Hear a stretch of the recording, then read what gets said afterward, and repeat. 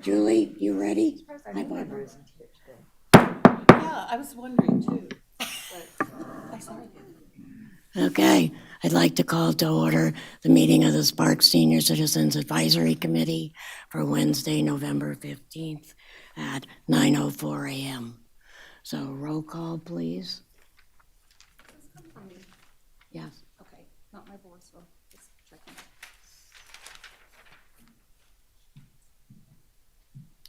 Committee member Christine Lee, absent. Committee member Kim Spoon. Present. Barbara Sterling. Present. David Hall Senior, Absent. absent. Marcy Cooper Smith. Here. Andrea Pelto, chair. Present. Kyle Waxman. Present. And we don't have a city attorney at this meeting? He will be running a little bit late. Okay. He will be here though. Okay, we have a quorum. Thank you. So moving on to item 3.1, public comment. So Mark Newman.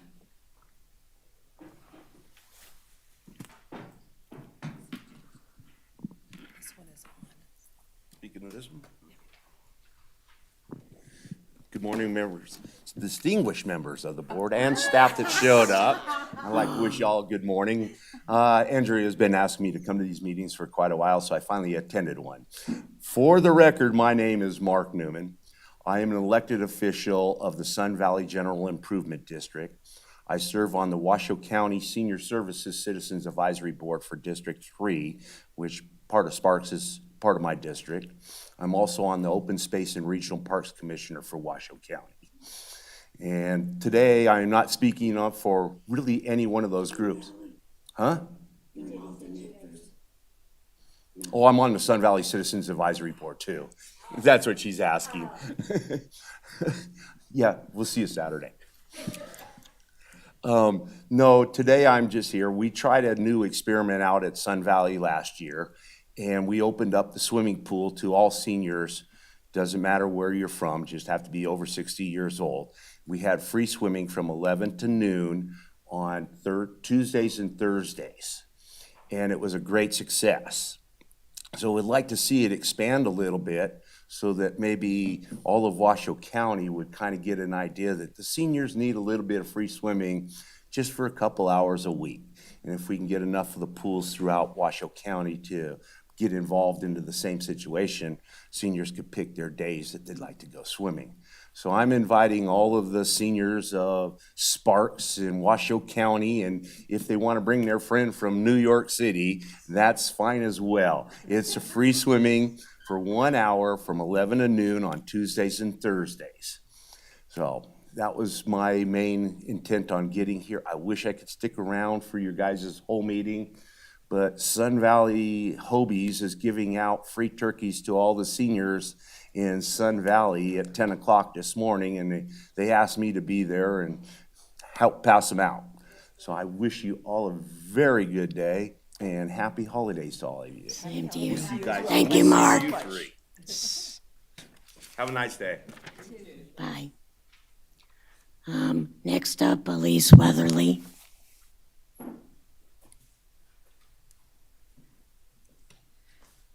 Good morning, Elise Weatherly.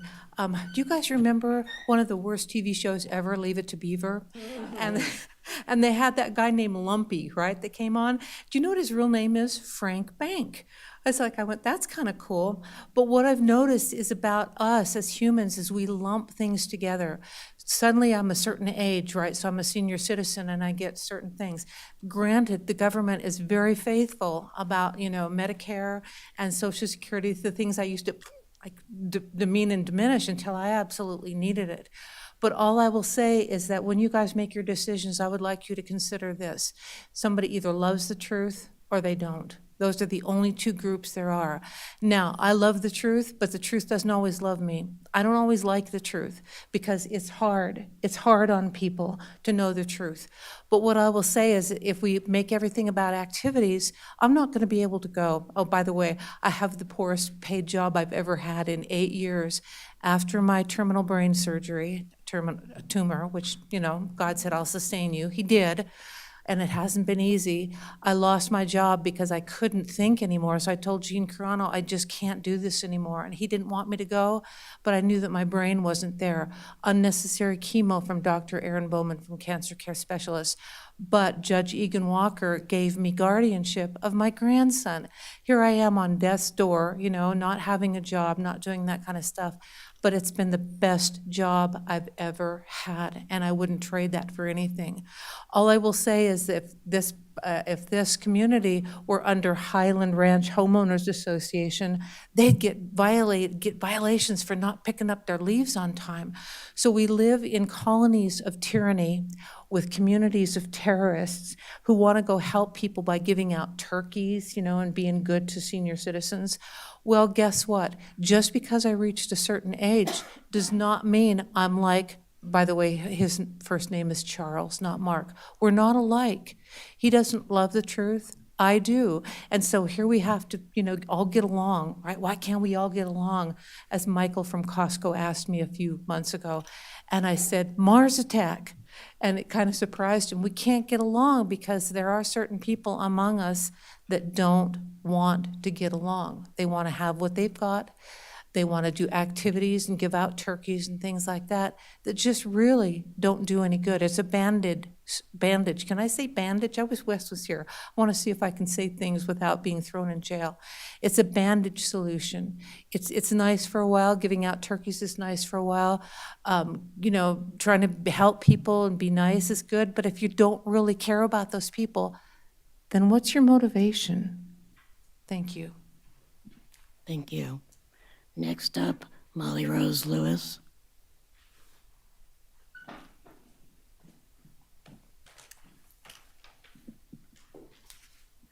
Hi, folks. This is Molly Rose Lewis, Regional Representative for U.S. Senator Jackie Rosen. Just wanted to check in and say hello to everyone and make sure you know that I'm available and that our office, as always, is available to assist with things like Medicare, Social Security, or other federal agency issues that may come up for anyone. We do still have plenty of those senior guidebooks, the resource guides. I did not manage to bring them with me today, but just let me know and I can drop them off to anyone or have them mailed out to anyone who needs them. We also have veterans guides as well, but I'm available. The one, I think, little bit of news that I've shared with some of you, I think, who are here today, but on the federal level, Senator Rosen just introduced a bill to assist with caregivers. If the bill passes, it would make it so folks who take care of their family members can actually use their tax-free federal savings, the health savings accounts and things like that, and write off things that they purchased for that family member that they are taking care of. So especially great for folks taking care of partners and parents and things like that. So if you need more information about that, please let me know, and I'm available to help anytime. Thanks so much. Thanks, Molly Rose.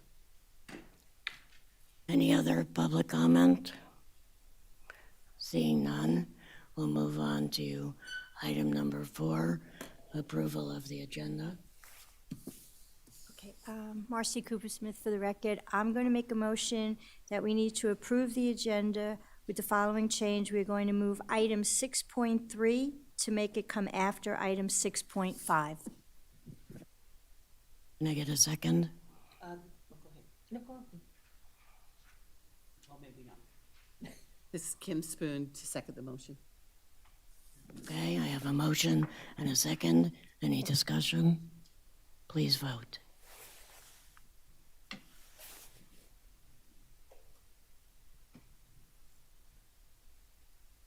Motion passes unanimously. Okay, moving on to item 5.1. So consideration and possible approval of the minutes of the Sparks Senior Citizens Advisory Committee meeting for May 24th, 2023. Can I ask? May or Or, August? Should have been August. oh, it does, That says August. On the on this, it agenda, says May. It's Okay, so August, so, sorry. let me correct that, consideration and possible approval of the minutes of the Sparks Senior Citizens Advisory Committee meeting for August 23rd, 2023. Can I get a motion?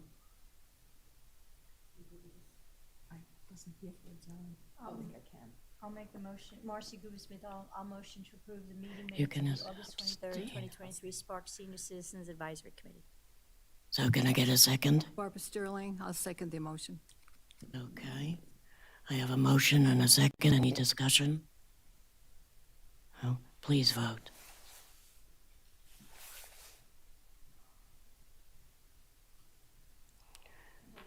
Kyle, did you vote? Yeah, I wasn't here, so. Barbara, could you vote, please? There you go. Okay. Motion passes 4 with 1 abstention. So, moving on to item 6.1. So, we have Judge Cheryl Heiting. Good morning, everyone. Thanks for the invitation this morning.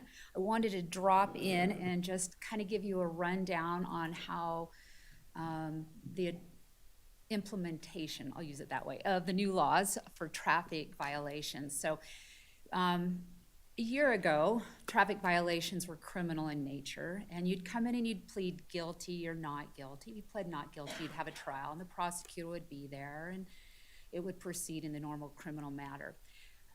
Now, with the new legislation that was adopted in January of 2023, it became effective January of 2023, most traffic citations are non-criminal in nature, except for following too close. Following too close is still criminal, but like failure to maintain a lane, running a red light, your speeding violations up to 30 miles an hour over the speed limit are civil in nature. And if you are unlucky enough to get a ticket, you're going to get a very long printout, and it explains all the steps in there. So what I'm kind of here today, just to kind of give you a rundown on the steps, because we think it's important to reach out and let people know what's happening. So there's a procedure where you can call up or go online and simply pay the ticket. The state the courts have adopted a standard fine throughout the state, so we've tried to normalize the fines north and south and everything in between. So you can handle that online. The second way you can do it is what we call online dispute resolution. And so people can send in an email through the website and say, look, I'm fixed income, I'm handicapped, this, that, or the other thing, could you please reduce the fine? Or I have concerns about my points, could you maybe reduce the points? Because points through DMV are still effective. So we call that the online dispute resolution, and that can be done online. The third way is you request a hearing, and you come in and present your case, and it's, like I said, it's no longer a trial, and the standard is no longer beyond a reasonable doubt because it's not guilt or innocence anymore. It's preponderance of the evidence, and if I find by preponderance of the evidence that you are responsible for the ticket. We don't find you guilty, but we find you responsible. Or if not, we find you not responsible for the ticket. The officers at the police department have been absolutely fantastic about appearing for our hearings, which has made the job so much easier. The legislature does allow the courts, though, to take into account statements that the officer put into the tickets, so we can review those as well as the officer's in-person testimony.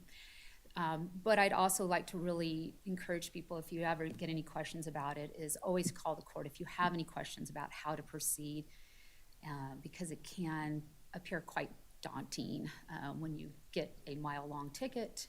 And I think the program is pretty easy to use once you get in there, but if you have any questions at all, we really do encourage people to call, to work with the court, and we can either direct you to the online dispute resolution or a hearing or paying. We try to explain the different steps.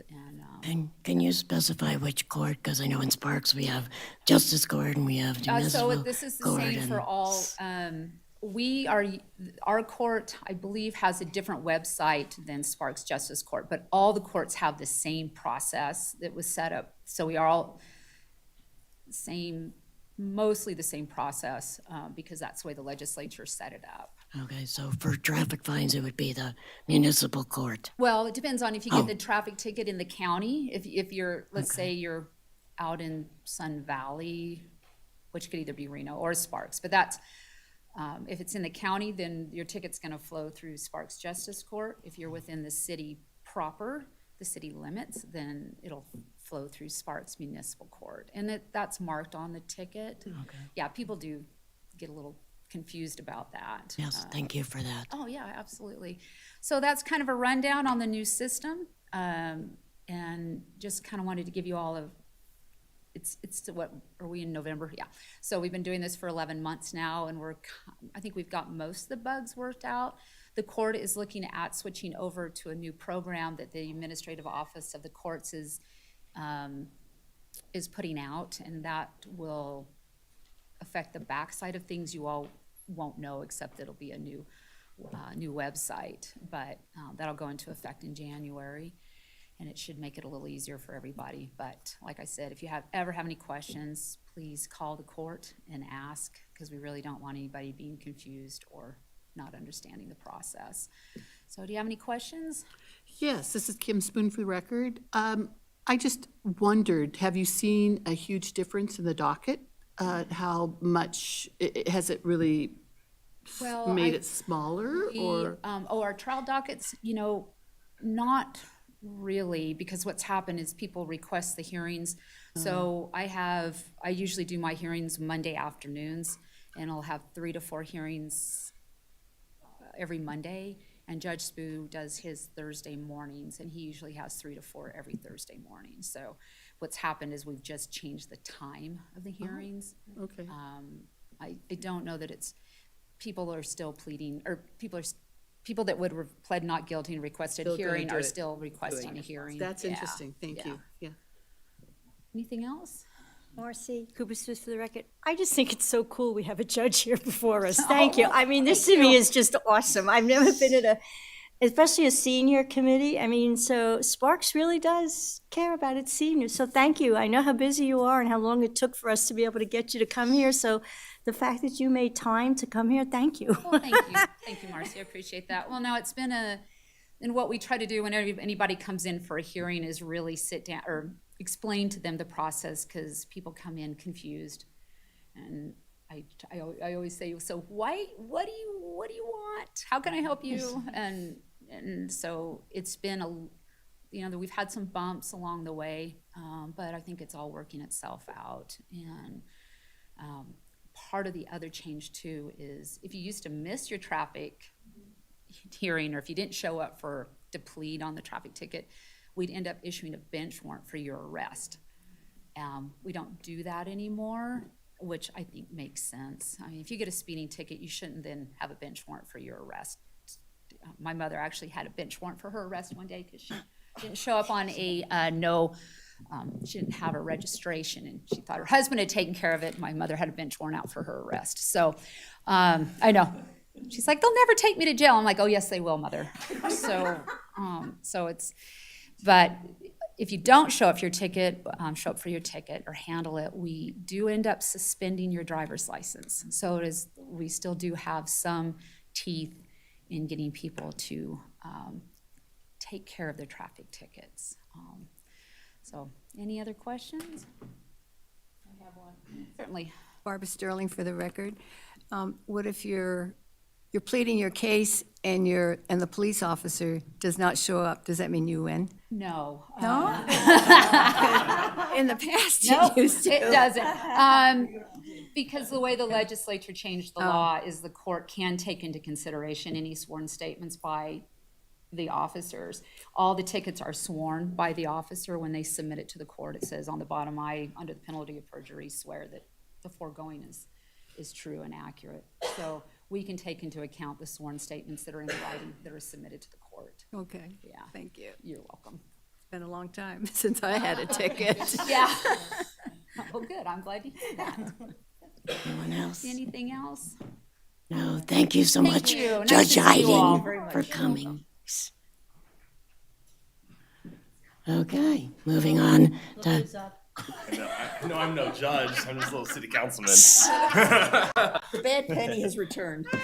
item 6.2. Our guest today is Councilman Donald Abbott.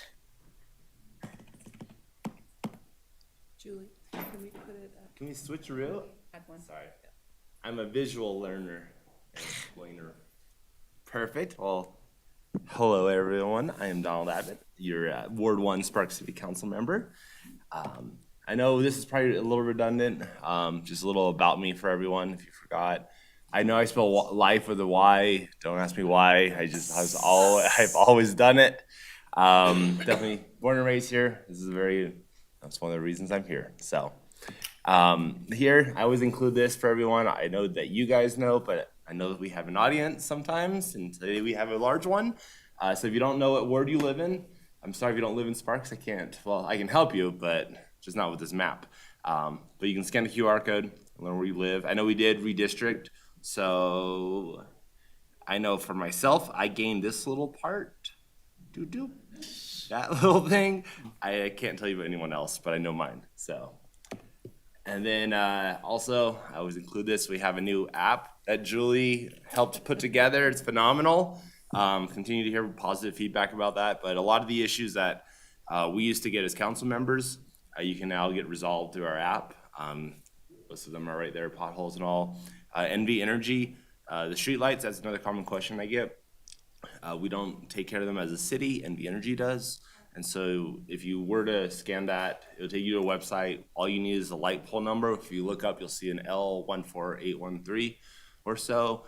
And then you want an address, kind of a corner street to give to them. And then you wait a little bit of time, sometimes less, sometimes more, and then they come out and get them fixed for you. And if you have any questions as I flow through this, just stop me and yell at me. List of all the things that we all serve on. So if you have any questions on sewer or anything like that, Debt Commission, I'm an alternate on, thankfully. I don't have to do that anymore. But I'm chair of the flood project, so we're working on some cool things to help flooding in the Sparks Reno area.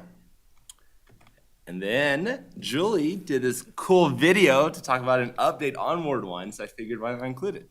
So, I don't know. Your browser's up to date. Browse YouTube.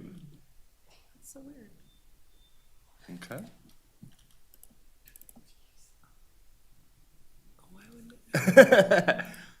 Wow, I'm not being a very good.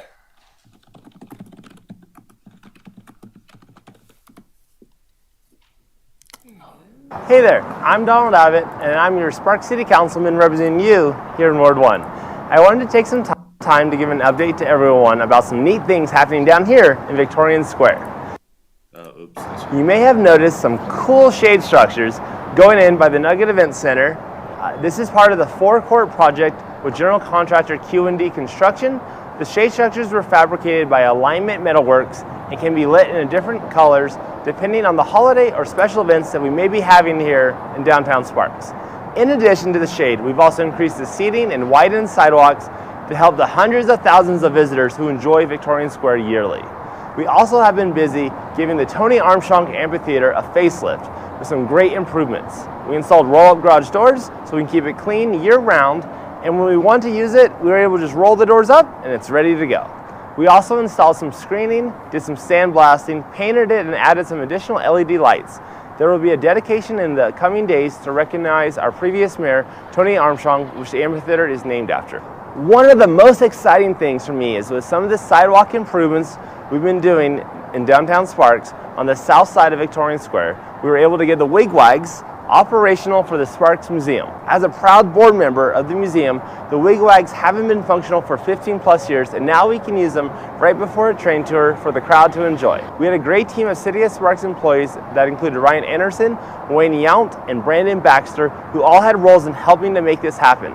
If you ever want to hear and see them, come down here in person to one of the tours of the Sparks Museum every Saturday from 1 p.m., 2 p.m., and 3 p.m.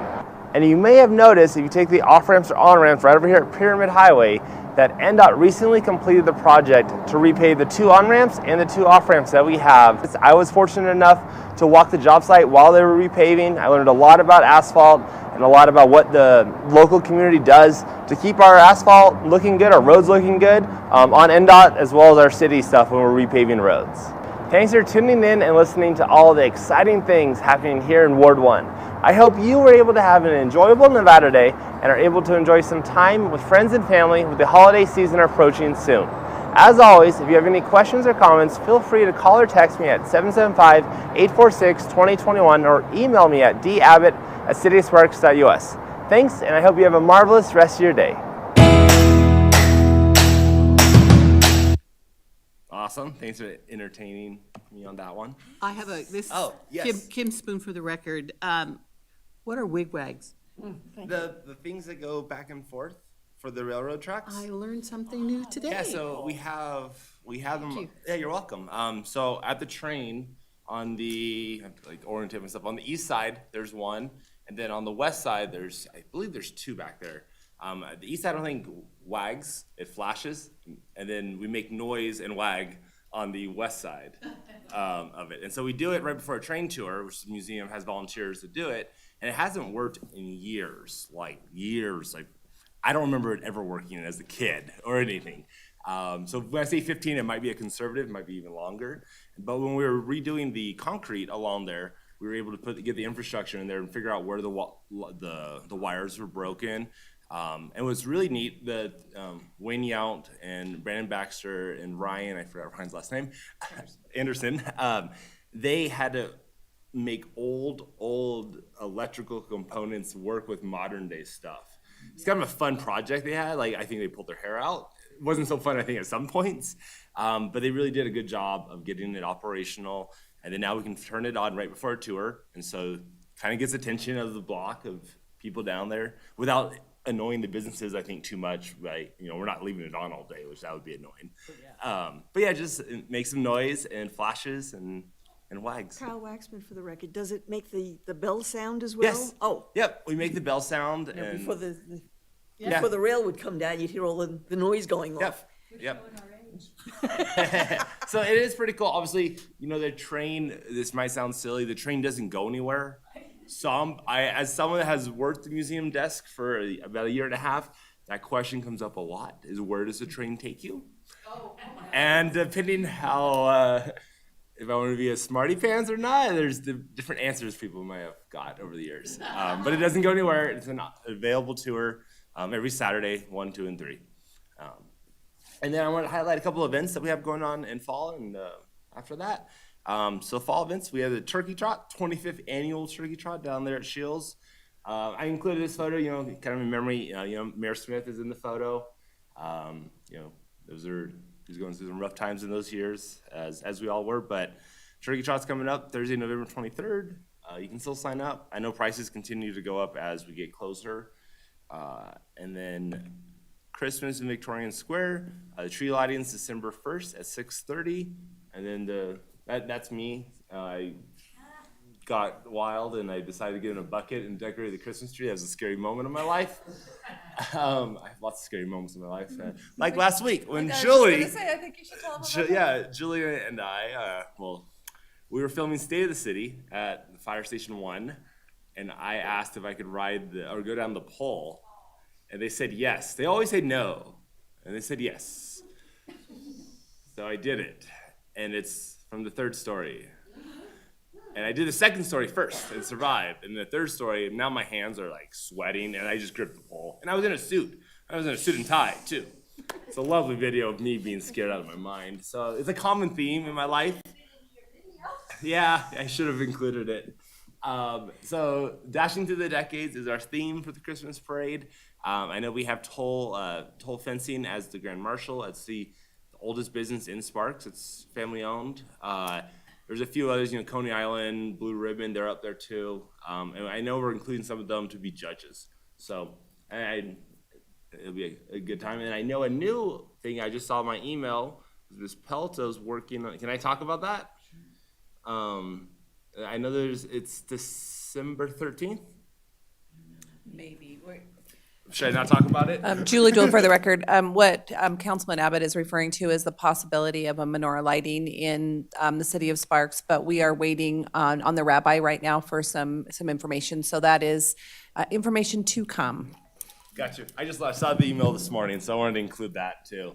Because that's something as a city, we're all inclusive of everyone. And so I just learned about it and then kind of too late to put it in. So, and then 39 North Pole is going on downtown Sparks. If you haven't been, it's Christmassy everywhere down in Victorian Square. We have free Santa photos. If you have any kiddos or grandkiddos, you can come down. There's a vendor tent, volunteer opportunities. They still need people to help set up. If you like Christmas, it's a great time. Free train rides. It's a really cool time. 39 North is a local nonprofit.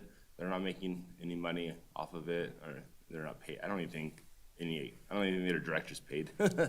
So pretty cool time, downtown Sparks. And then I'll end this, my contact information, just like in my video. I try to do a good job of making sure my phone number and email are accessible and be accessible to the public at all times. So that's my information. Any questions? Easy enough. Oh, yeah, Barbara. Do you have the Audi Boulevard? Is that your ward? Yes. How's that coming along? Yeah, I so heard some really good things yeah, about it. phase 1 is complete. Phase 2, they just had their completion party, but phase 2 isn't 100% complete. There's still cones out there, but they're getting close. So we're almost done out of Sparks into Reno, or West Sparks. And so it's coming along great. It was like all construction, some of those businesses, there were some troubling times. I don't think anyone shut down, thankfully. Good. I know Grocery Outlet has some struggles, but they were also dealing with people stealing stuff, which we were facing that as a region, sadly, during those times. But yeah, it's coming together. As someone that grew up walking down Audi to go to, I live right here and I went to high school right down there. There was no protection as a pedestrian. Like, I walked right along the side of the road. Like, if the car came over, it came down, div, and then hit me, which thankfully never hit me or any of my friends or anyone I know. But just small improvements like that. And we have trees. We have trees on Audi now, which Beautiful, really sounds kind of low-hanging fruit, no pun intended. But that's really cool. It's really helped the whole neighborhood. I feel like I've seen the neighborhood kind of reverse broken window effect. People are seeing improvements from the government or from RTC, from local municipalities, and then they're improving their own place. And maybe I should redo my front yard or put a new roof on or something like that. So. Kim Spoon, for the record, I wanted to say, because I travel it almost every day, it is just so much, such a good improvement. Have you heard from the neighbors that have their backyard with the new, it's not a fence anymore, what do you, I don't even know what a wall? Yeah, so when we were That is amazing. How, have you heard from them at all? Do they like it, or? I haven't heard any objections. I expected to hear a few. Really? Because the fence was horrible. Yeah, but a lot of them had gates into their backyards. Oh, well, some of them did, but There was, I think, 7. I didn't hear from anyone, which I was expecting to hear an earful. Yeah.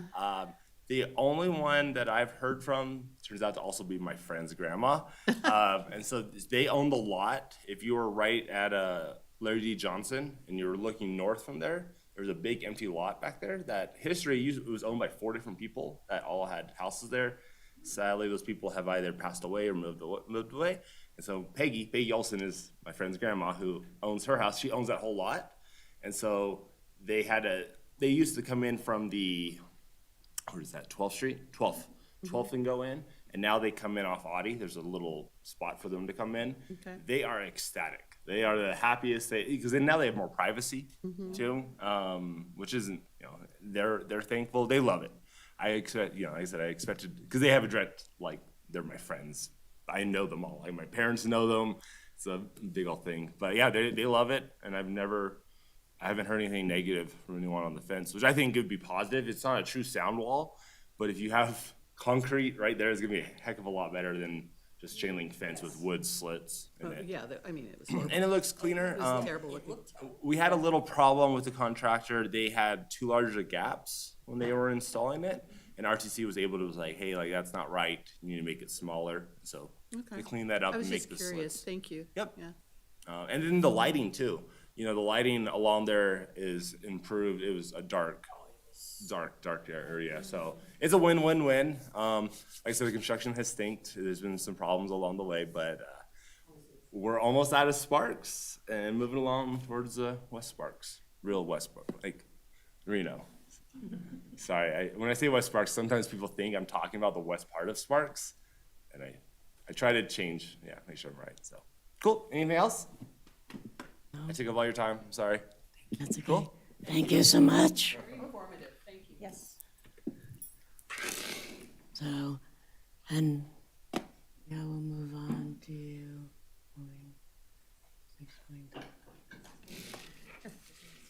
6.2. So it is, okay, I want to make sure it was right. Okay, so 6.4, Presentation Rental Assistance Program by Casey Chawla. That one.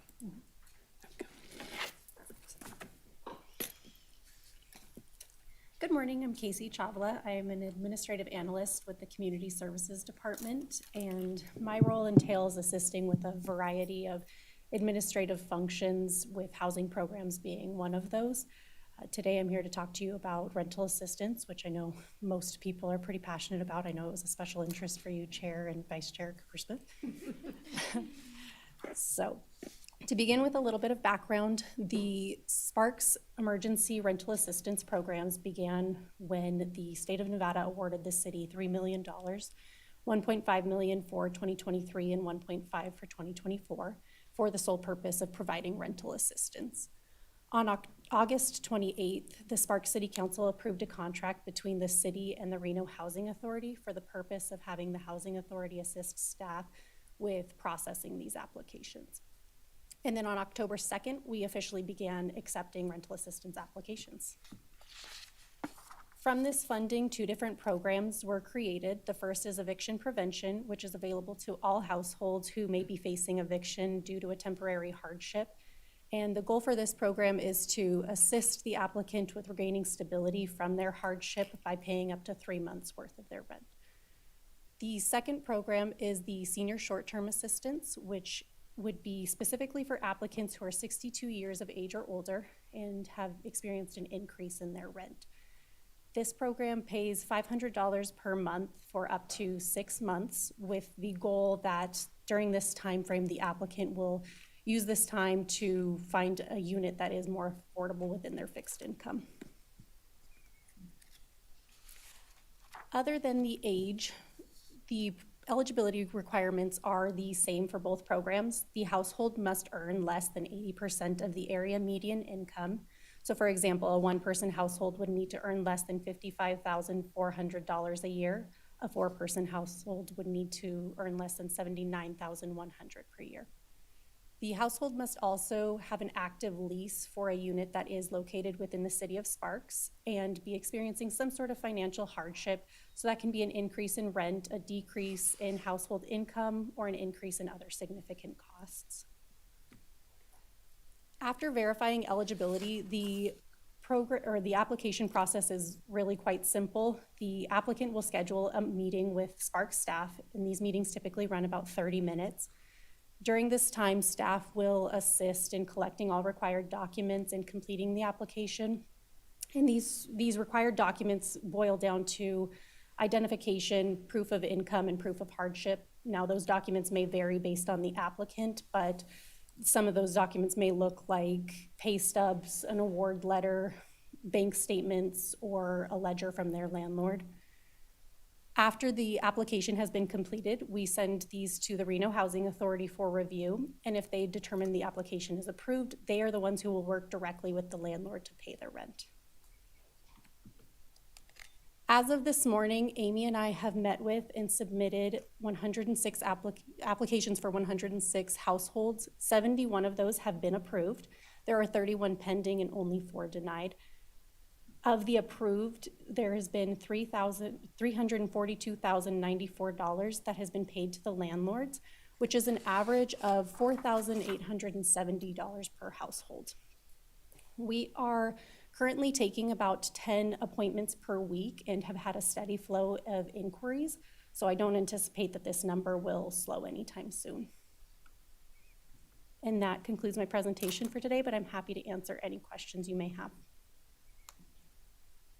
Hi, Marcy Cooper-Smith for the record. Nice to meet you. Thank you. That was a really easy presentation to understand.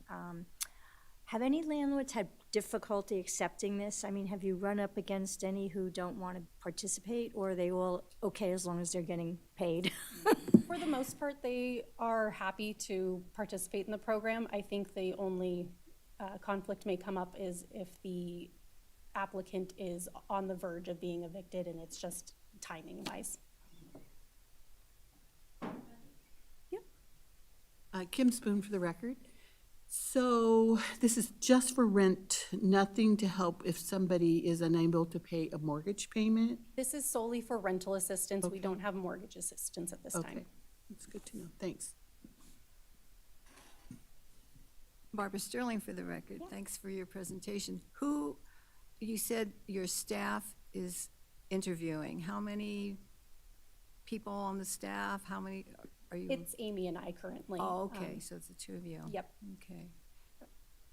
Oh, all right. And I suppose you're going to anticipate quite a bit more applicants since the need is great out there. The need is definitely out there.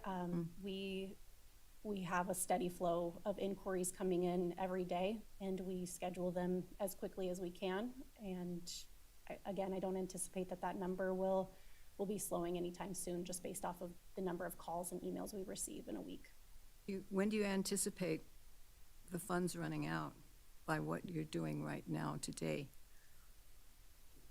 I think it just is going to vary depending on how that average changes. So if when we first started, a lot of the average per household was much higher, and it's actually lessened recently. So it could be extended, it could be quicker, but we're hoping to, all of the funding will restart come the fiscal year, and we are hoping to make it last as long as we can.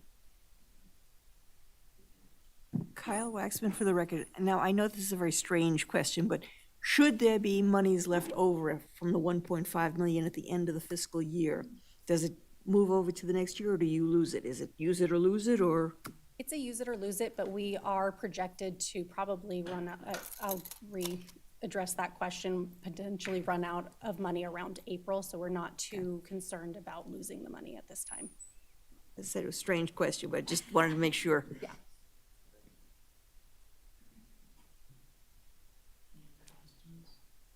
Oh, I don't have anything to add.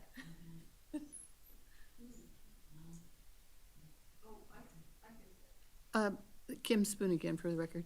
How is this information getting out to people? We have done a number of interviews. Amy did an interview with local news outlets, and then I did one with KUNR. We've also done a number of outreach programs with Julie Duell. So it has gone out, and we've definitely seen the influx of calls based off of those or surrounding those interviews. So we know it is reaching people. Okay, thank you. Marcy Cooper-Smith for the record. I think it's great. You know, my thing is with the seniors, the retired seniors. I'm wondering, are a lot of those are there any of them coming to you? You know, not the ones that are like here, but the ones that are like right above the voucher level, who are getting these $200 a month increases and are already paying high rents? Are those, you seen any of those We do seniors? have a decent amount of seniors applying as well as families. The seniors have the option of doing either program, so I don't necessarily have numbers on specifically which ones are for the senior program versus the eviction prevention, but it is available, and we do meet with seniors. So, Andrea Beldo for the record. I just want to thank you both for all your hard work in making this happen. I mean, it was just such a great opportunity that we definitely couldn't have let, go by. So thank you. Thanks.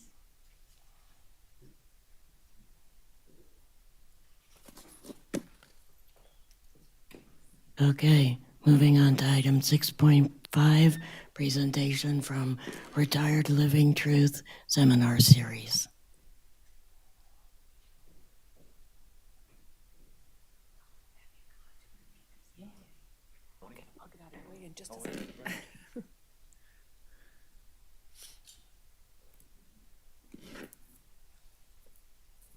Good morning, committee. Good Thank you so much morning. for having us here. My name's Brett Janelle. This is my wife. This is my wife and partner, Annette Janelle. Oh, and Rob there too. Yeah, so thank you for the opportunity. We just wanted to share with you something that we've been doing that hopefully more of the community should know about. And it's a seminar series we started approximately 7 years ago to help educate and empower our seniors in the community. So a place where they can go to learn without the fear of being sold anything. So I'm just curious, maybe I could ask you, the committee, have you ever made plans and been 100% certain on those plans, totally committed to those plans? Anybody? Only to have those plans change? You know, I kind of have a list of things that kind of change. Maybe starting a diet,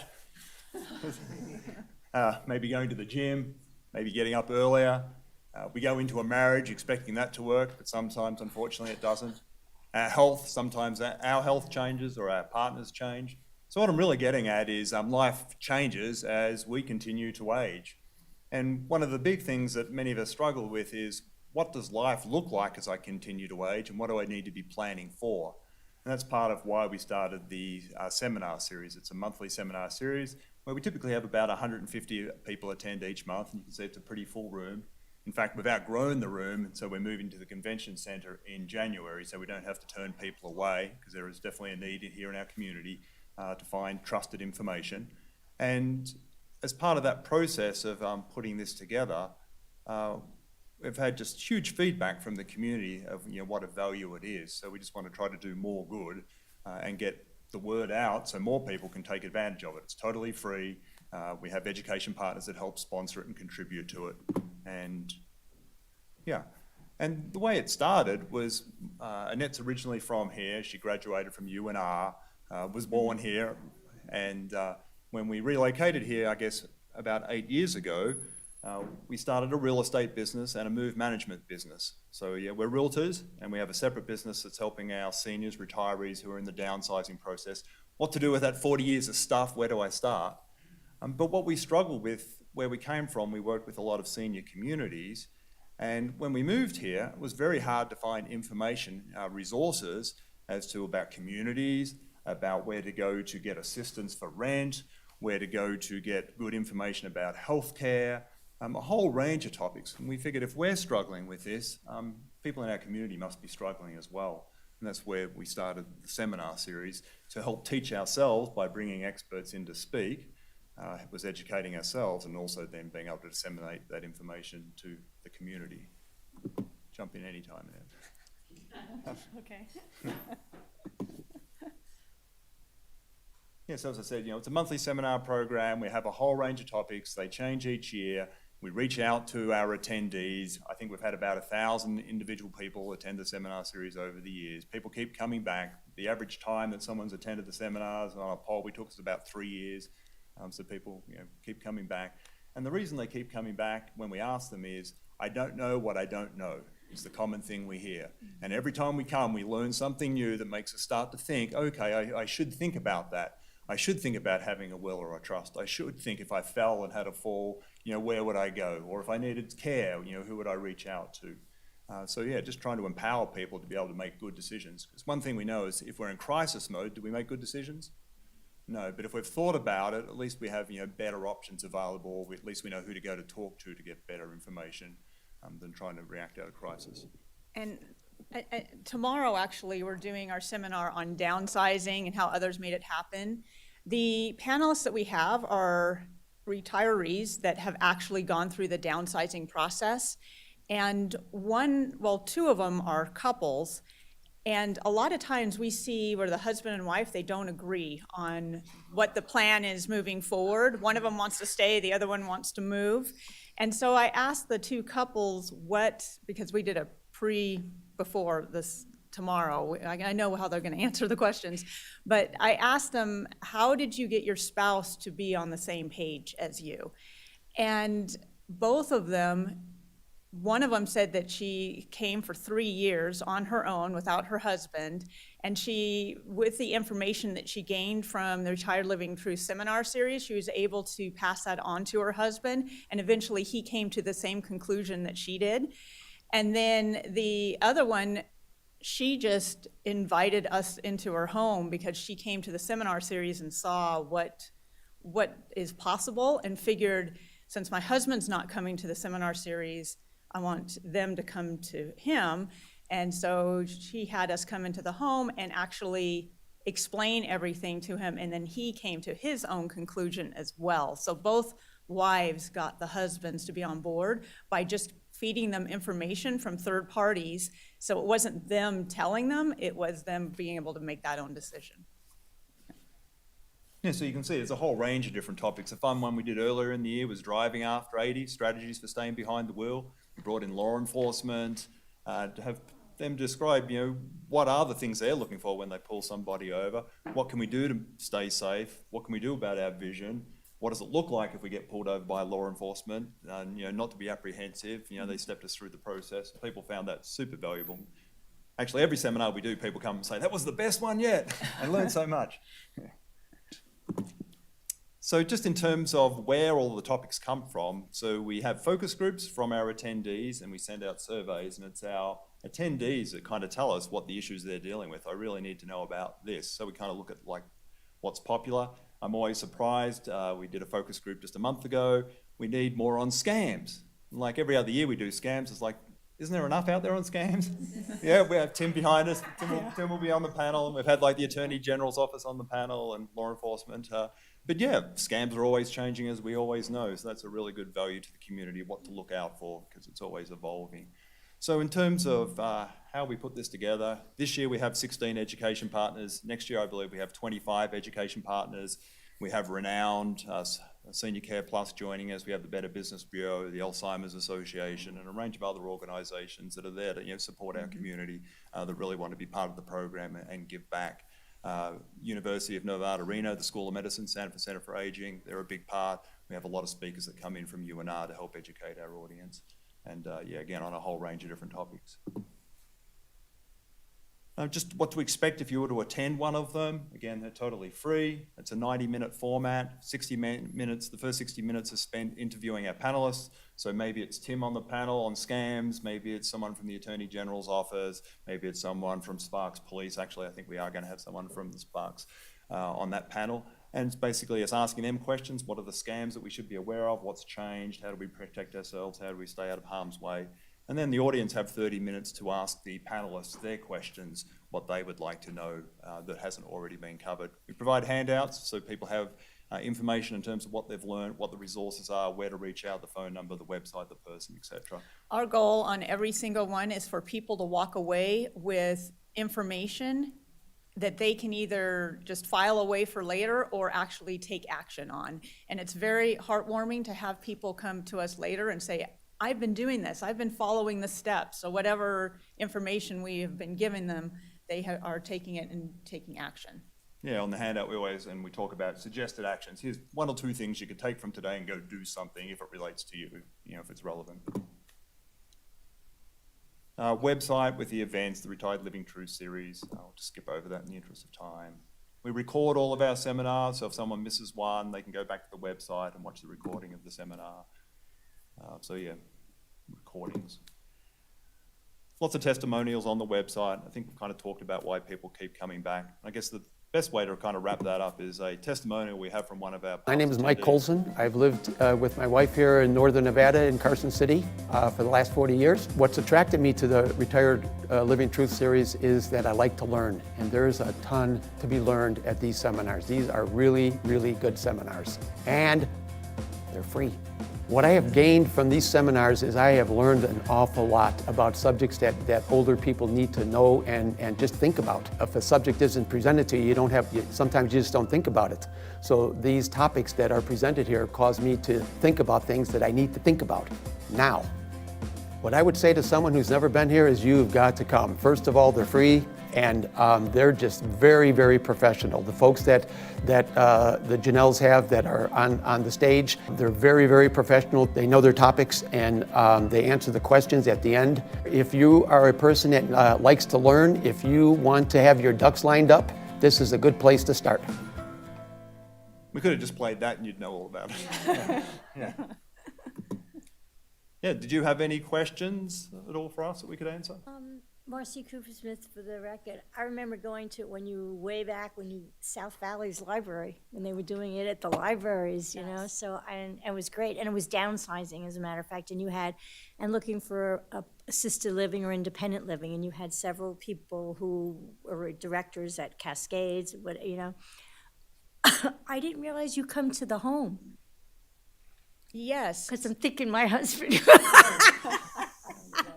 I didn't realize that. Whenever we do the seminars, we always have an evaluation at the end. And so on the evaluation, if somebody wants a consultation on whatever it is they want a consultation on, they just put it on the eval, and then whichever one of our education partners, a panelist, or ourselves that fits into what kind of consultation they want, that's how we'll go into their home and advise whatever it is that they're looking for. Yeah, and I'm glad that, Marcy, that you brought up about the communities, because we also partner with the communities, and we did a bus tour, actually past couple years, we've been doing bus tours of the communities, because a lot of times people have a preconceived idea of what a senior community is and are uncomfortable going on their own, and so we've organized where they go with the group, and they go to we actually give them a list of questions to ask, and then they just check off what's most important to them, and then they go and they check out the community, they get a tour, they're with other people, so it's non-threatening, they get to check out the food, and so it's a day event, again, completely free. And we encourage everybody to go on a tour, even if you plan on never moving out of your house. There's always that plan B, what if I have a fall or I need to move somewhere, at least then you're aware of what's in the community, whether you wish to use it now or never. Yeah, it's just being about educated. If we're educated, then we can make good choices. Barbara Sterling for the record. I've been to 2 of your seminars. Fantastic. One of them was when it's we and now it's me. Yeah. Those are issues that seniors don't even talk about. And you can't get them to talk about end of life or how do I know about my husband's business. And the things that you brought up were simple things. Here's one thing. If something happened to my spouse, how can I get into his account without knowing the passwords, where it is? And you provided a booklet. And I'm telling you, that's homework for me. There are so many things that you've got to do. And I've been trying to get some of my older friends to come and hear what you have to say, because they don't want to talk about it, or they can't talk to their spouse about it. So it's very good. I recommend, and I'm so glad you're doing that free. And it's wonderful. Thank you, so much, Barbara. Barbara. Yeah, you know, it is topics, we bring up topics that people are uncomfortable or don't know how to approach. And it gets people talking about it at home, and that's where it's very heartwarming for us to hear what they've done with the information they've gotten. And what is hard for us is when people come to us and say, I wish I'd known about you sooner. I would have done things differently. So that is why we're here. We want more people to know about it and to feel comfortable coming. That is one of the reasons why we're moving to the convention center, because we do not want to limit the audience. We want it open to everybody. This is Kim Spoon for the record. I really appreciate you being here, and having worked in the senior community as long as I have, I have never heard of you two, so I am just thrilled. I don't understand how I didn't hear. I don't know how I didn't. And having dealt with so many of these issues that you're bringing up as professional, trying to do it, but as now I am dealing with family issues that they don't know what to do, and this is regarding seniors in my family. And one of the things I did not see there, but I don't know if you've done it before, have you done any seminars on mental health issues? Because that's what, in these, I feel so badly because they're very private, so I didn't know all this was going on, yet we're dealing with it again for mental health. It's not dementia. I mean, we all hear about the dementia, that this is mental health. And everybody's so ashamed of it as seniors because that's how we were raised. I'm glad to see becoming more aware as people are younger. I mean, that's something that's really trying, but as seniors, it's still just such a taboo. And it's kind of the same thing you were just talking about. This has been going on for a year and a half, and they don't know what to do and how to handle it. And I'm just, anyway, have you done one for the mental health aspect for seniors at all? On health before, we've had a couple of MDs on the panel talking about depression, but not one specifically on mental health only. It's been It's just a thought. If you want, like Senior Bridges, who does only seniors, and they have, their psychiatrists, of course, all the others. But it's just something that I think should be talked about more, and on what to do, how to do it, where do you go, what do you have to do? What happens if you have to call the police? They don't know about most. They don't know. No one knows anything about this. So just a thought. Thank you. I love that you brought that up because right now we're working on next year's topics and we have them all outlined, but I think we might add that one because that's really good. Mm-hmm. And the more people we can share that with, then the more they spread the word of that topic and the resources, and the more about the partners who are part of it become educated and then a resource for other people. So it's kind of like spreading out whatever that resource or help is. Yeah, I also wanted to say thank you. That's, some great work, some great topics.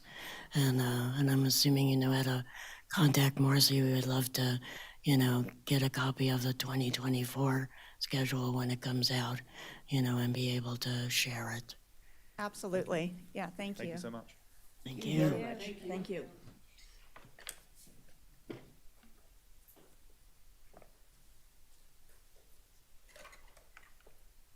Okay, moving backwards to item 6.3, presentation from our marvelous Sparks City Attorney Wes Duncan about senior fraud prevention. Well, good morning. How are we doing today? It's great to see you. The judge, she was here earlier. Too many lawyers in here, huh? Okay.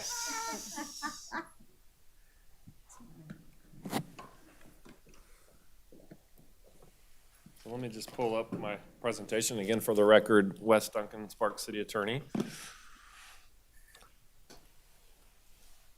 So what I wanted to do today, I wanted to just present this committee, just show you briefly the presentation that we've been giving in the community. So I'm not going to go through each and every one as exhausted.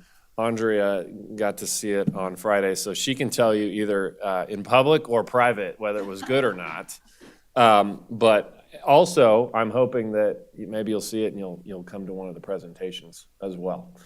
So we'll talk a little bit about the presentation itself, kind of what we've been talking to. We've been able to get to senior living places. We went to Ollie with UNR. We were with RPEN just this past week, and of course when we launched this initiative, we had some very good interest from the media and from a lot of different groups who, of course, believe that this is a huge matter of concern in our community. I just read this week, I was reading in the RGJ, that $8.8 billion of fraud across the U.S., right? So it's a huge, huge issue.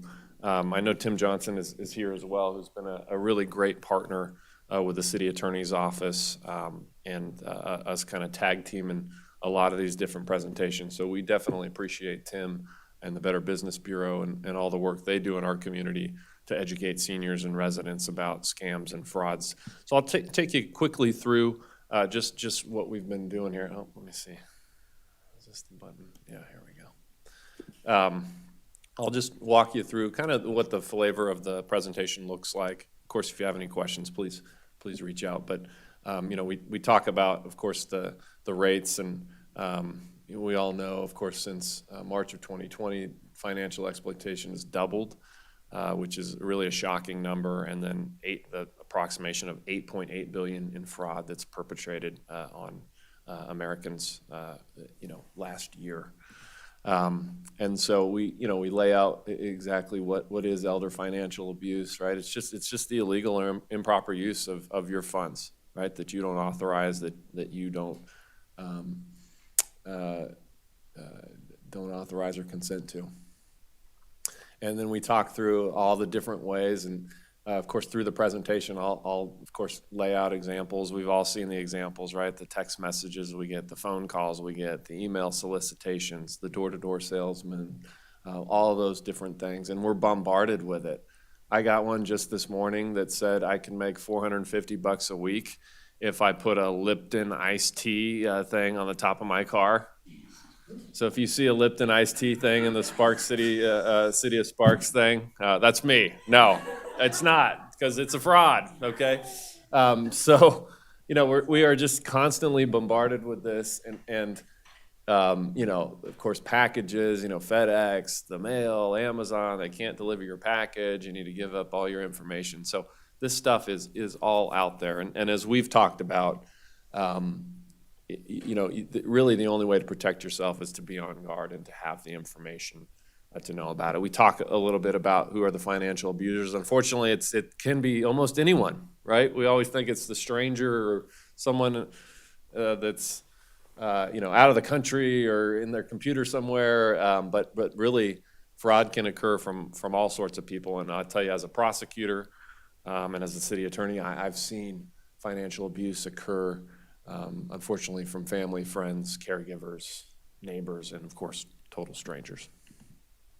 So we talk a lot about the different types of scams. We have one example that was brought to my attention by someone that works within the city about a romance scam where her father was defrauded of over $100,000. And so those type of stories really hit home. And those are the type of things that our office, of course, wants to prevent, right? We never want to see someone, in the twilight years of their life being defrauded in those ways. So we go through talking about romance scams, how to protect yourself. Obviously, someone meets you online, or you're on an online dating site, or you're on social media and they're immediately asking for money, it should throw up red flags, right? And of course, asking you for your bank information, all those things. We talk about debt collection scams, technology support scams. These are these scams where you might be on your computer or your phone and something pops up and says, hey, there's a virus. You need to call this number or do these certain things in order for the virus not to take over your phone or your PC. We're seeing those support scams really through the city, and I have an example even from our office. Our secretary's mom was taking advantage of this. She got alarmed. She ended up sending $1,000 to this company that wasn't a company, and it seemed really legitimate, right? And she was super embarrassed that had happened to her. She was very frustrated that did it. Now, the scammer asked for payment with a gift card, which should have thrown up alarm bells. But kind of when you're in that moment, you're like, what's going on? We talk a lot about the government impersonation phone scams, right? Those are really ubiquitous. They're very popular.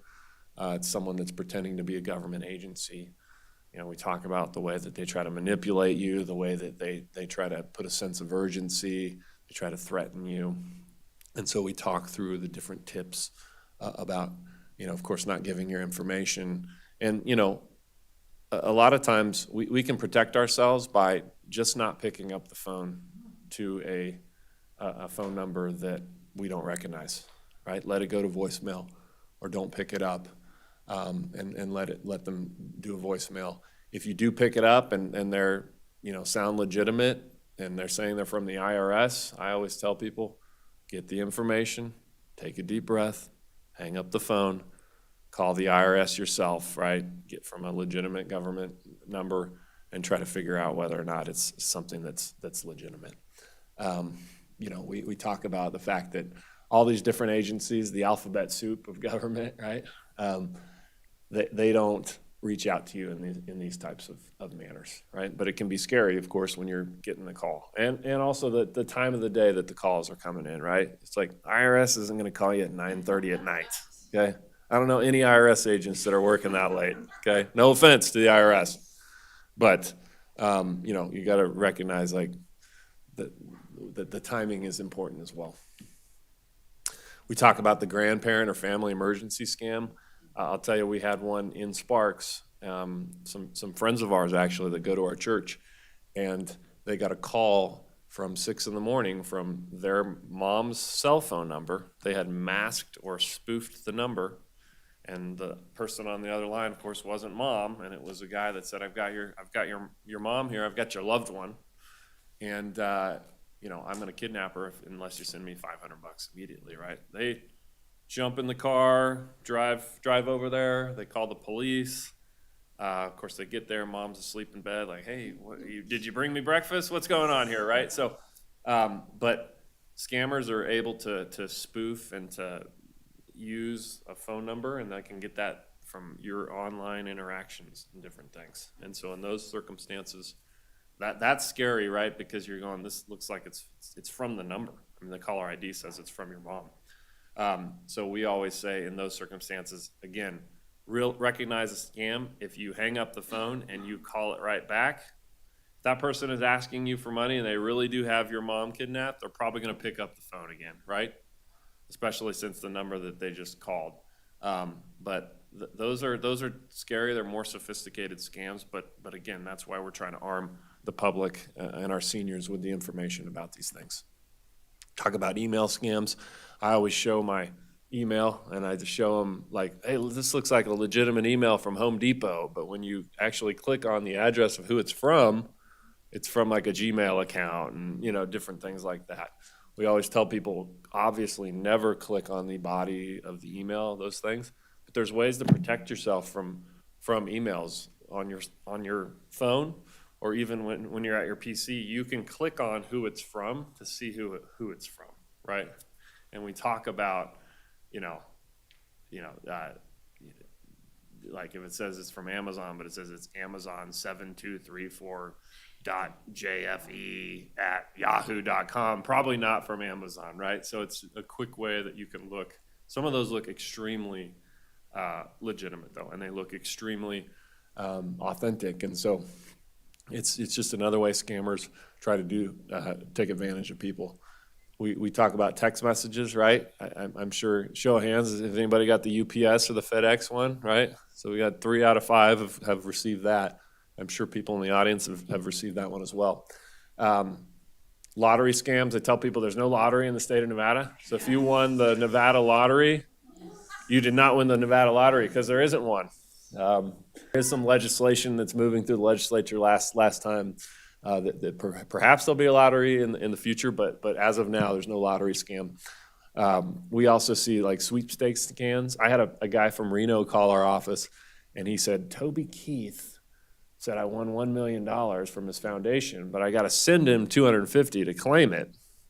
And he was like kind of excited about this, but he said, I think it's a little shaky. I said, it's real shaky. So we looked it up, of course, and the Toby Keith Foundation had put out a statement that there's people that are impersonating them and doing those things. We try to arm seniors and tell them, like, look, if you've won money but you've got to pay money to get your earnings, like, not legitimate, right? And so, but these scams are very sophisticated, and they'll use foundations and different things. Other stuff too, right? I tell people we live in a big-hearted and very generous nation. So when there's tragedies across the world, charity scams really increase. And so some of these can be very, very sophisticated. We obviously tell people, if someone is calling you about a charity, like, go do your due diligence. If you want to give, that's a great thing, but make sure that the entity that you're giving to is legitimate, and it is who it purports to say who it is. Of course, we talk about credit card skimming and different things like that, right? Scammers are putting skimmers on, at the gas stations and different things to try to get your numbers and do different things. As a prosecutor, I saw very sophisticated. This one group had they went into an ATM where it was like an indoor little ATM, but you could access it 24 hours a day. And they overlaid the ATM machine with their own little keypad and skimmer, and they had a little camera at the top. So every person, it would scan, it would get your 16 digits, and then you'd enter your PIN number, and it would do that. And they had a log of every single person that went into the ATM for 24 hours, 48 hours, and they would steal people's info that way. So it's can be a little bit scary, right, to think about the different ways. We always tell folks, like, now that we have, you can do the tap thing. That's a little bit more of a secure way to get your information. But there's still the skimming as well. So just being careful, looking at seals, looking at things when you're doing that. When I'm at the gas station, I always look at whether or not I take a hard look at it. A lot of the gas stations will have like the little tape where it's broken. If it's broken, it's probably not good. If it is, so just ways and things to think about. Door-to-door salesmen, we still have folks that are out there trying to scam people. Again, do your due diligence, check their references, check their licensing. Are they legitimate? Do they actually have a telephone number, a website, place that you can call, those type of things. We also tell our seniors to get multiple estimates. Right? Get multiple estimates. Go into the marketplace and see if there's more competitive pricing out there. One of the other big things that we talk about, of course, we always think about the fraud in terms of the electronic stuff, but I can't tell you how many times as a felony prosecutor, I saw financial exploitation from caregivers, right? So if you're going to have a caregiver that's caring for a loved one or a friend or for yourself, you want to make sure that those caregivers are legitimate, right? That they're licensed, that they're insured, that and you're keeping a close watch. Sometimes people, again, when they're much older, they have diminished capacity or those type of things. Caregivers, unfortunately, take advantage of people. I had one such case where it was like $250,000 of ATM withdrawals, credit cards. He gave me a power of attorney. He gives me money every week because his family's abandoned him. And you'll see isolation. You'll see a bunch of different things. So watch out for folks like that. We talk about a little bit about the signs of financial abuse, especially, with caregivers and stuff. We would see, for caregivers that were opening up credit cards in other people's names, right? The more you're opening up credit cards, right? If you take out a mortgage, all the mortgage companies are going to send you stuff, right? It's the same with credit cards as well. So if you see large amounts of junk mail, you see unusual bank account activity, missing valuables and properties, prescription medicine, social isolations, if you start seeing those things, chances are that there may be some financial abuse and sometimes, unfortunately, even physical abuse as well. So we always tell people, unfortunately, you want to think the best of people, you want to think the best of everything, but in the financial fraud and scam world, I always tell people you got to be on guard.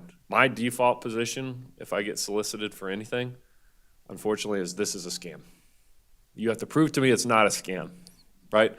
And that's unfortunate because you do want to think the best and you want to believe everything that's out there, but people are constantly out there trying to take advantage of people. $8.8 billion, which means their tactics are working, right?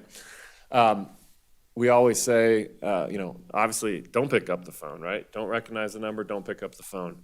If you're ever in doubt, you can hang up the call people back, do your due diligence.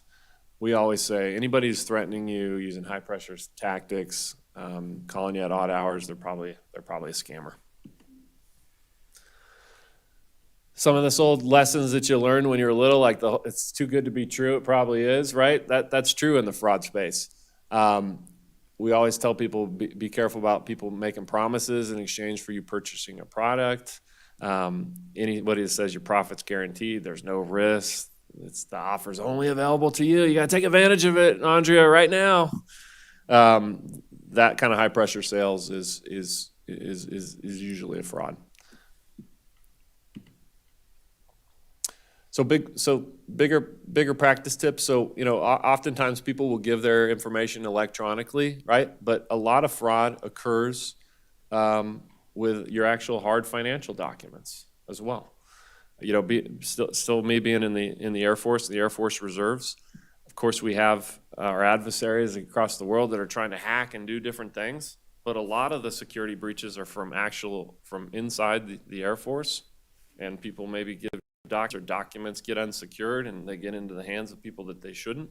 And so those hard documents and stuff they still matter, right? So we always tell people, if you're not online with your documents and you have hard copies, periodically shred the old documents that you don't need. Keep the ones that you do need in a safe place, whether it's a safe or safety deposit box or those type of things. Obviously, never giving out PIN numbers, passwords, Social Security.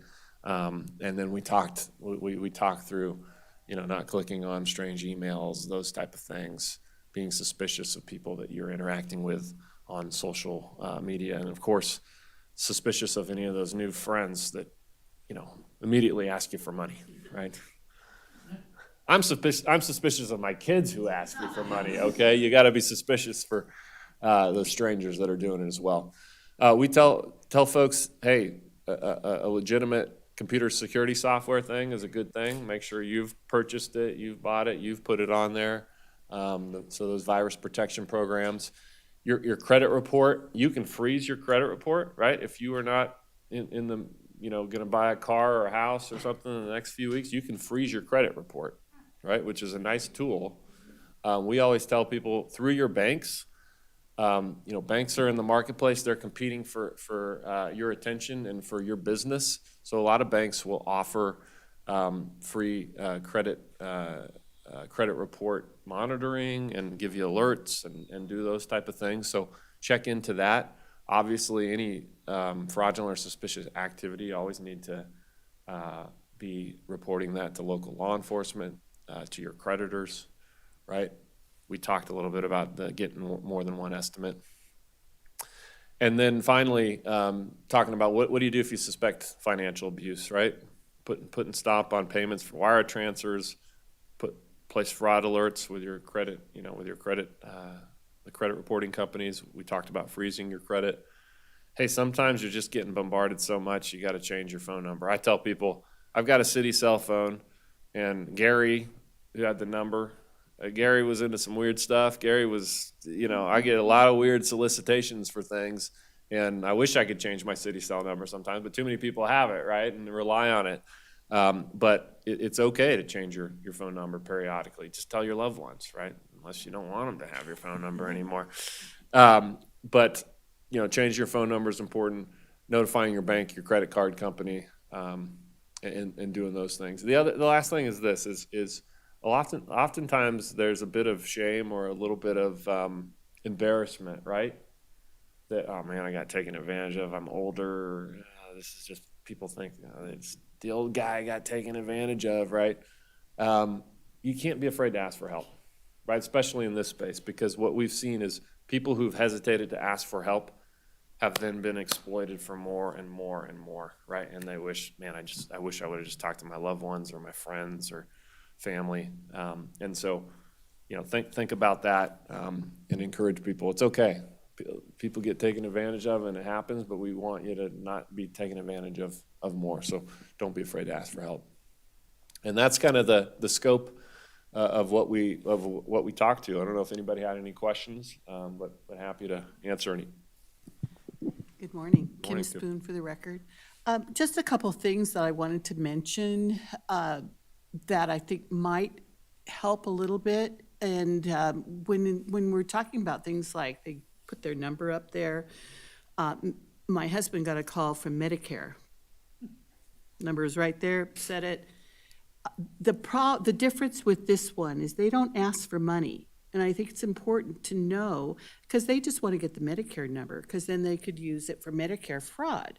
But they're not going to ask him for money, so it's a little different. Mm-hmm. And I think people need to be aware of the fact that And he thought it was very, he doesn't deal with the insurance, right? I deal with the insurance, and it's usually that way the couples, one does it, one doesn't. So I knew that Medicare didn't call the phone, but he had no idea. And with their number there, he thought that that's what they were saying was true, ended up giving them his number, or, relay, whatever, how you want to put it. Anyway, so I just think that's an important thing. They're not always trying to get money, just the info. And so don't be, just because they're not asking money doesn't mean that you shouldn't be careful. Yes. One of the other things on your list of people who need to be careful, and family, whatever, strangers, one thing that people don't realize that as they get older, they're not driving, right? So they're calling taxis, they're calling Uber, Lyft. Those are very high potential exploiters because they take them to the bank, they take them, wherever, to ATMs, whatever. So that is something that we found, if you wanted to add it to your list, that's a huge base of exploiters for people who are that vulnerable when they're not driving and they have to get drivers and stuff. Also, I just wanted to ask you, do you have special seminars or information things for the banks and their tellers? And because seniors are still using the banks a lot, they still go into the banks, they're not comfortable doing online. And what we have found through the years on how good the bank tellers are, if they'll know what to look for, to then call whoever, adult protective, the police department, to say, we think this person is being exploited, they came in, asked for all this money, never done it before. Just some way for them to understand this is a really good thing for them to do and what to look for. Is that something you've done, do you think? So for the record, West Duncan, so that's a really great point. So the scope of our presentation has been just kind of at the resident level. But, that is it really is a wonderful idea. We haven't reached out to the banks and said, hey. Just a thought, credit yeah. unions, whoever, No, because they're it's a great still. thing. It may be worthwhile for us to look in and maybe just inquire, hey, what kind of training or what kind of training are they going through? And they for may those already things? train their tellers, I don't know, but that was always a huge thing for us, so, thanks. Yeah, no, thank you, Kim. Kyle Waxman for the record, and this is sort of a personal thing because I've been having to answer telephone numbers for the last few months. Just, I don't know the numbers, but I've had some health issues. So you're getting phone numbers from various doctors' offices and whatnot. And the first thing that you're asked is, verify your birth date, because that's how they identify you. Is there any way you can protect against that it's not really coming from a doctor's office? You don't know all the phone numbers you're answering because you're frightened. Is there anything you can look out for on something like that? So I think what, if you're getting those kind of calls and they're immediately jumping into, first of all, legitimate doctors' offices and stuff, they're identifying themselves. And so hopefully, we tell people, of course, when you're doing a lot of different appointments and different things, we try to tell people, try to keep a running list of the different doctors and what the names are. Because when you're quickly on there, hey, I'm calling from the, ear, nose, and throat, kind of having a list of your different doctors, especially for our seniors when they may have a lot more appointments, having that running list is a good thing. We always tell people it's always okay to kind of pause and ask questions back and have them identify themselves in doing those things. And so if they're immediately asking you for personally identifying information, my antenna would certainly go up in a situation like that. So that's the thing. And if they're not willing to do that and they're kind of like, yeah, I told you, I'm calling from this and we need this, then you can, who are they? You can always hang up the phone and you can then have, call that number back, right? And so ever in doubt, we always say, don't give out your information, hang up the phone. But having a running list of who you're dealing with and operating with, asking the questions so that they can identify themselves. Usually the scammers, they may call, they have a 775 number that they're using, right? But they usually don't have that really granular information that they know you went to a doctor in Damani Ranch or something, right? Or that you went to a doctor here in Sparks or something. So that's the thing that we say to do.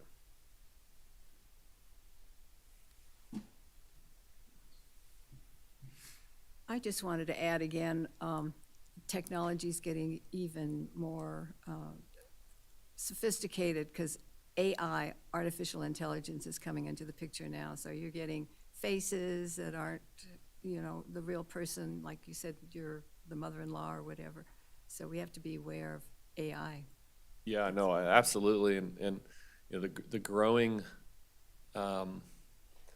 advancement of technology and AI and the way it can mask and disinformation and all those different things is going to be a real challenge in the fraud space, and that's why we think our efforts of just getting people to start thinking about this, and the more of this type of fraud that we see, we're going to keep trying to push it out and protect people. But yeah, you have to really be on guard out there. Well, I'm glad you're bringing it down to the grassroots, because to wait for them up there to do anything about it, so we need to be informed. We have to be responsible. So that's good. I'm glad you're teaching all of us and the senior population. Yeah, I agree. Thanks, Barbara. Okay.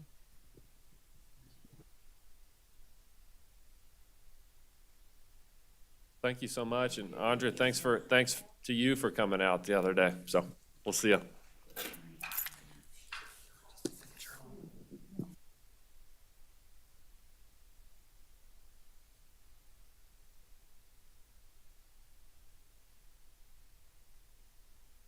Okay, moving on to item 8.1, requests for new future agenda items.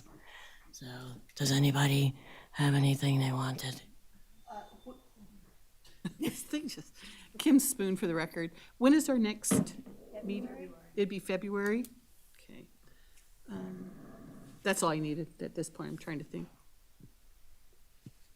Will we be talking then about May, about Elder Americans Month?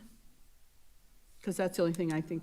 We probably should. I'd like to start earlier than we did last time, if we don't mind, if that's okay. Sure. So Elder Americans Month. Okay. Any other? I have a note to myself about getting the results from the agencies from the ARPA funding. Right. Yes. Yeah.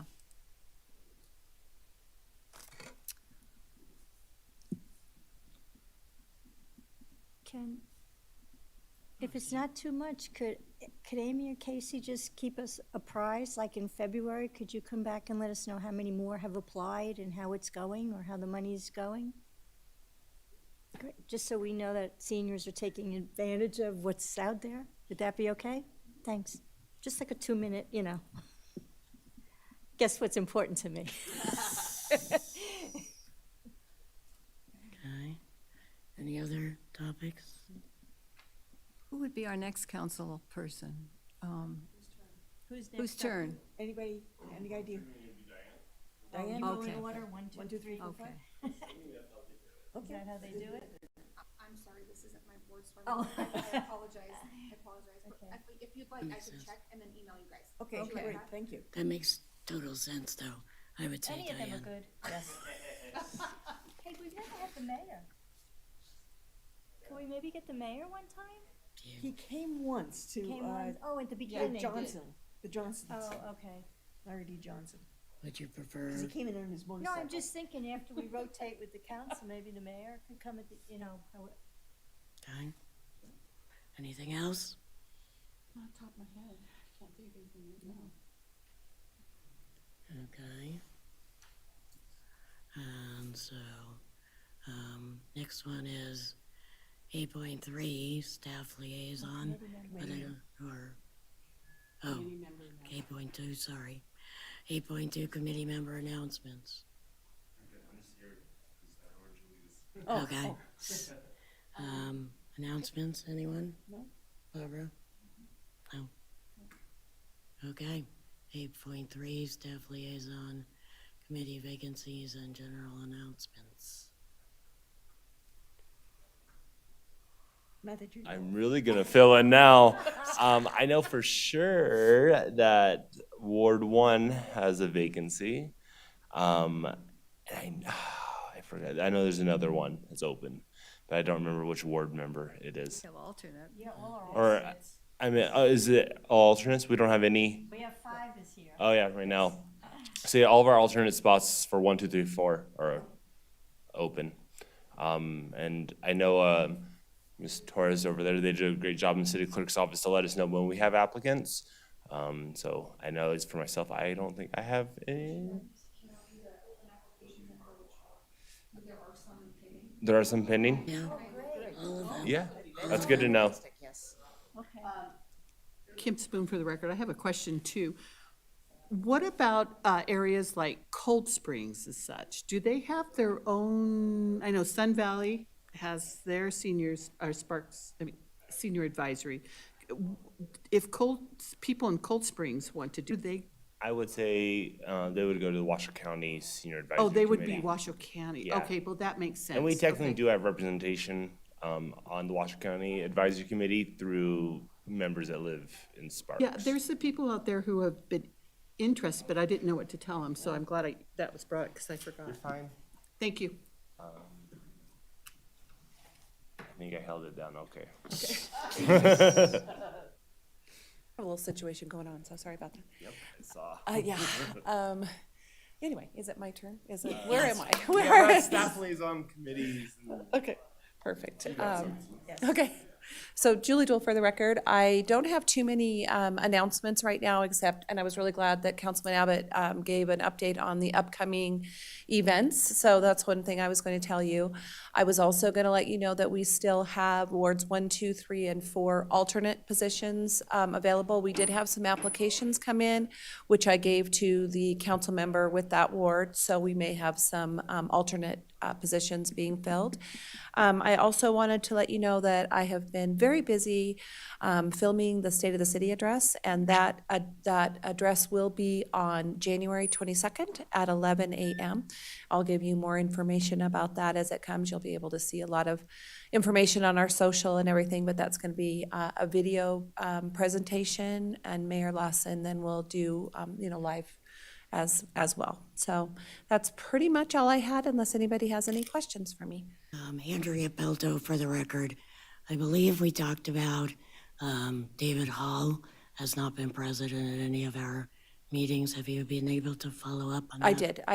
Thank you, Andrea. Yes, I did follow up on that, and he is in, I believe, Councilman Bybee's ward, and she was going to reach out to him. So it is in our bylaws that if you miss 3 meetings that are unexcused, that it's an automatic being not on the committee anymore. So I need to just look into that to see if there was any kind of reasoning or whatever, but that is being looked into. Okay, thank you.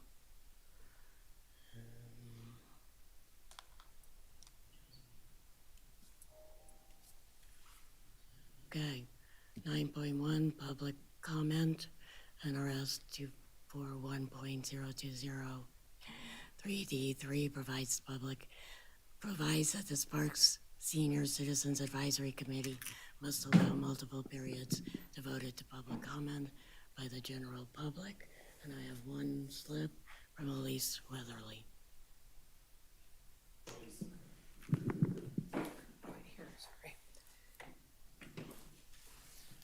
Hi, Elise Weatherly, and I just wanted to say thank you guys for conducting this meeting. You know, it's been very informative.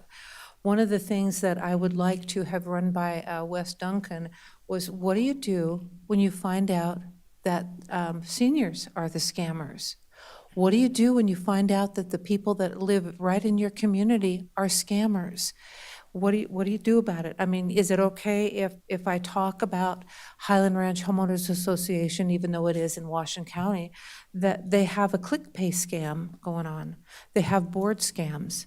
They have Charles Mark Newman had investigated supposedly what happened to the $20,000 from one of the senior scammers on the board.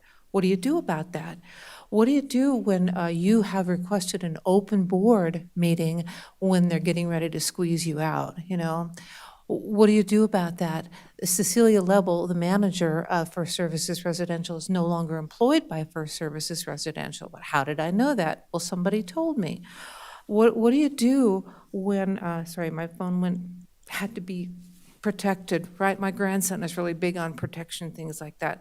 What do you do during that open meeting when you found the attorney, Donna Zanetti from the Leach Group, was lying to the board members, and not one single board member knew that because those other board members had not studied the state of Nevada law about HOA board members having to take personal fiduciary responsibility for those books.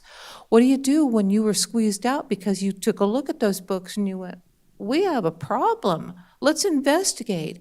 So what do you do about that kind of stuff? Is it ignorance? Is it truly ignorance that even Paul Shapiro, who gave a testimony here one day, that he was not aware that the state of Nevada demands personal fiduciary responsibility of HOA board members? You know, what do you do with that information? What do you do when you try to hire an attorney to come and battle for you, and then you find out that they don't really care?